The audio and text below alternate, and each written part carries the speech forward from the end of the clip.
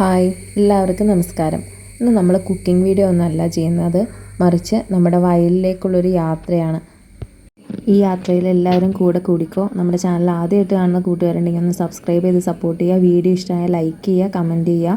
അപ്പോൾ എല്ലാവരുടെ സപ്പോർട്ടും ഉണ്ടാവണം. നമ്മൾ ചിലരെങ്കിലും കണ്ടു മറന്നൊരു കാഴ്ചയാണ് നമ്മുടെ വയലോരങ്ങളൊക്കെ. വയൽ അല്ലെങ്കിൽ പാടം എന്നൊക്കെ നമ്മൾ പറയും.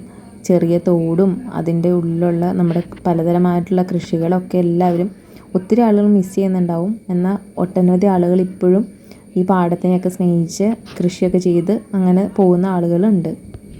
നമ്മുടെ ഇപ്പോഴത്തെ തലമുറ എത്രമാത്രം ഇതൊക്കെ ആസ്വദിക്കുന്നുണ്ടെന്നോ ഇതിനെപ്പറ്റിയൊക്കെ എത്ര അറിയുമെന്നോ അറിയില്ല. പക്ഷേ പണ്ട് കാലത്തുള്ളവരുടെ ഒരു സ്വപ്ന സാക്ഷാത്കാരമാണ് അവരുടെ കൃഷിയും വയലിടങ്ങളും ഒക്കെ. അതുകൊണ്ട് തന്നെ അവരതുപോലെയാണ് അതിനെ പരിപാലിച്ച് കൊണ്ടുപോകുന്നത്. പല വിധത്തിലുള്ള കൃഷികൾ നമ്മുടെ പാടത്ത് ചെയ്തു വരുന്നു.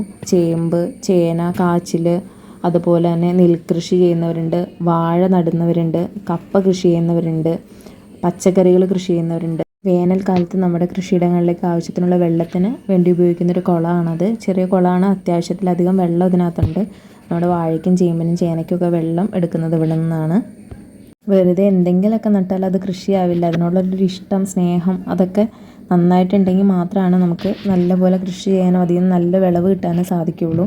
ഇപ്പോൾ കണ്ടുകൊണ്ടിരിക്കുന്നത് കൃഷിയെ ഒത്തിരി സ്നേഹിക്കുന്ന ഒരാളുടെ കൃഷിയിടാണ്, വേറെ ആരുടെയല്ല, എൻ്റെ അച്ഛൻ്റെ കൃഷിയിടാണ് നിങ്ങൾ ഇത്രയും നേരം കണ്ടത്.